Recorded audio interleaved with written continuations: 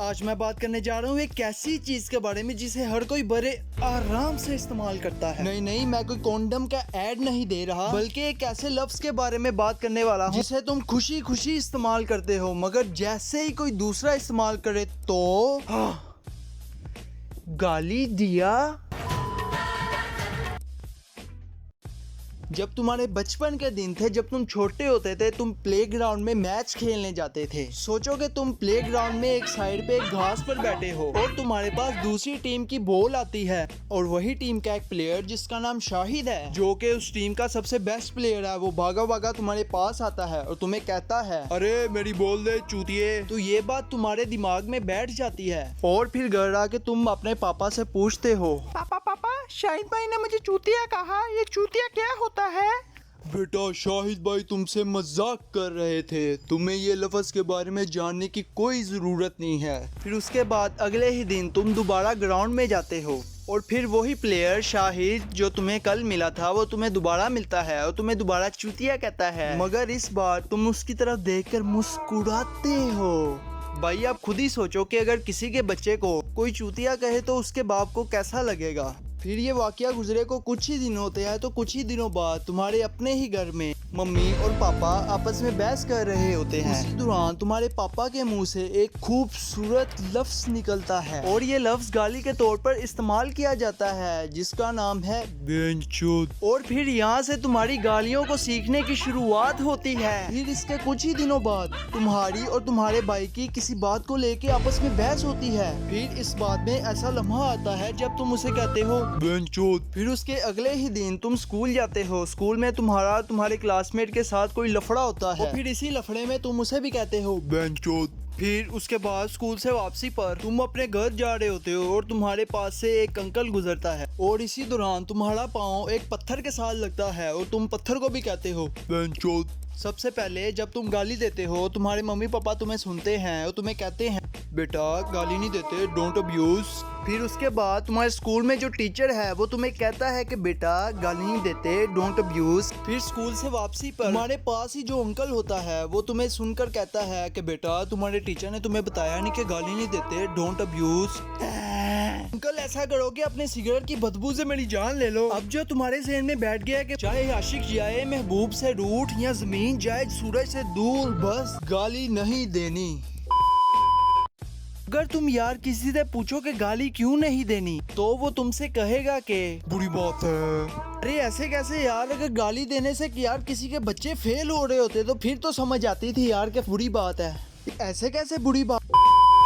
फिर उसके बाद लाइफ में एक ऐसा मौका भी आता है जब तुम और तुम्हारे दोस्त गली में बैठे हुए होते हैं और आपस में गपशप कर रहे होते हैं। इसी दौरान गाली जो है एक दूसरे के मुंह से मक्खन की तरह फिसल रही होती है। वो तुम्हें गाली देता है, तुम उसे गाली देते हो। You enjoy happy and peaceful time. इसी दौरान तुम्हारे पास से एक अंकल अपने स्कूटर के ऊपर से गुजर रहे होते हैं, जिसके पास पत्ता सब्जी से बड़ा हुआ एक थैला होता है और उसके साथ ही लटकता हुआ एक छोटा सा चिकन का पैकेट भी होता है।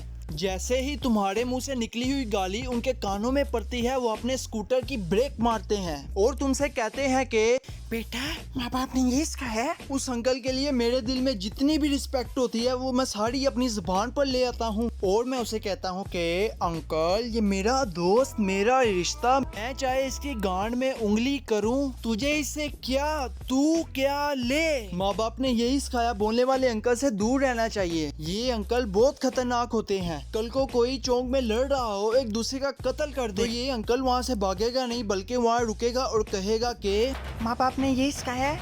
कोई पब्लिक में आए और मुंह दे, माँ बाप ने यही सिखाया है। कोई गांड में खुजली कर रहा हो, माँ बाप ने यही सिखाया है। जब कोई रोड पर कच्चे बेच रहा हो, माँ बाप ने यही सिखाया है। अबे बहन के लड़।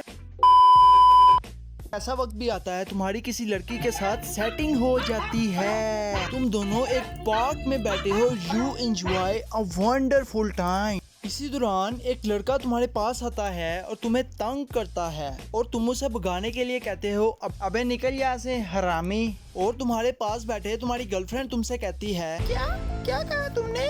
क्या कहा? ये अभी क्या कहा? कुछ नहीं, बच्चे को मैंने हरामी कहा। गाली दिया? हाँ वो तुम्हें नहीं कहा। गाली दिया? हाँ कोई प्रॉब्लम है, कोई दिक्कत है? अबे चूतिया ब्लोंडी अबे बैन के लड़।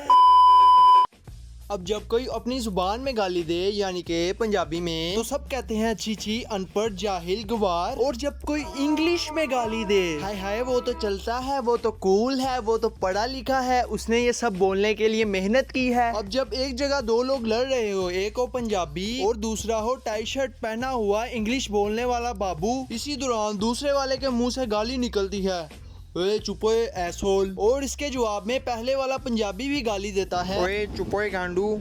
मैं गारंटी के साथ ये बात कहता हूँ कि लोग गाली सुनते ही पंजाबी को वहीं धर लेंगे। और हमारा बाबू टाई शर्ट पहना हुआ है इंग्लिश मैन, उसके ऊपर लोग फूल निछावर करके उसे घर तक छोड़ के आएंगे। अगर तुम्हें अपनी फ्रस्ट्रेशन निकालनी है तो तुम क्या करोगे?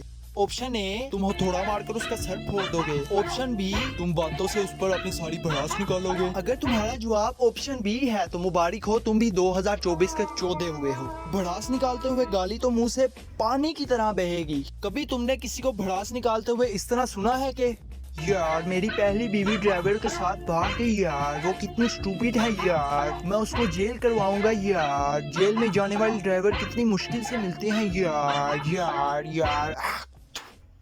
जिंदगी हमें कभी ना कभी मौका देती है कि हम गालियों को बातों की तरह इस्तेमाल करें। जैसे कि कोई शख्स ऑफिस से थका हुआ घर वापस आया हो और उससे पूछा जाए यार आज का दिन तुम्हारा कैसा गुजरा है, यहाँ तो वो बंदा ये कहेगा कि यार आज मैं सुबह सुबह उठा हूँ बड़ी मुश्किल से यार, कपड़े पहने हैं, उसके बाद ऑफिस गया हूँ, ऑफिस में आज इतना ज्यादा काम था, बॉस भी आया हुआ था, इतना मुश्किल टास्क था, आज वहाँ पे लाइट भी गई हुई थी, बड़ी मुश्किल से मैंने काम को कम्प्लीट किया है और अब मैं घर आया हूँ, बहुत थकावट हुई है, बहुत थका हुआ हूँ यार, तबीयत भी बहुत ज्यादा खराब हो गई है, ब्ला ब्ला ब्ला ब्ला। यहाँ तो वो बंदा ये कहेगा कि आज तो गांड फट गई बेंचोद। दोनों का मतलब एक ही है यार, बल्कि मेरे नजदीक जो दूसरी वाली बात है वो आजकल के हिसाब से बिल्कुल फिट आती है। अगर तुम्हें टाइम जाया करना है तो यार पहले वाला ऑप्शन है तुम्हारे लिए, जाओ जाके गांड बढ़ाओ, मेरी तरफ से जो मर्जी करो। तो बस यार आज के लिए इतना ही। चलो यार एक बात आपसे पूछता हूँ कि क्या मैं इस वीडियो में ये कह रहा हूँ कि यार हमेशा भैंचोद भैंचोद करते रहो? नहीं। मैं बस ये कह रहा हूँ कि यार गालियों को सीरियस नहीं लेना चाहिए, बल्कि गालियों को हल्के में लेना चाहिए, इनके साथ दोस्ती रखनी चाहिए। अब ऐसा भी नहीं कि यार तुम अपने पड़ोसियों को जाके कहो आओ भोसड़ी वालों मिलके बैठते हैं चाय पीते हैं, आजो आजो भोसड़ी वालों। नहीं नहीं नहीं, इस तरह बिल्कुल भी नहीं कहना, यू टर्न मारो। तो यार अगर तुम्हें ये वीडियो पसंद आई हो तो यार लाइक मारो, और अगर ये सुरीली आवाज तुम मेरी पहली बड़ी सुन रहे हो तो भाई सब्सक्राइब करो। वो जो लाल वाला बटन है ना उसको गाली दो या उसके ऊपर अपना सर फोड़ो, बस वो प्रेस करना चाहिए। तो चलो यार अब मैं चलता हूँ, मैंने बच्चों को गालियां भी सिखानी है। ओए मुन्ने तेरी क्लास का टाइम हो गया है, आजा आजा पेन और कॉपी लेके।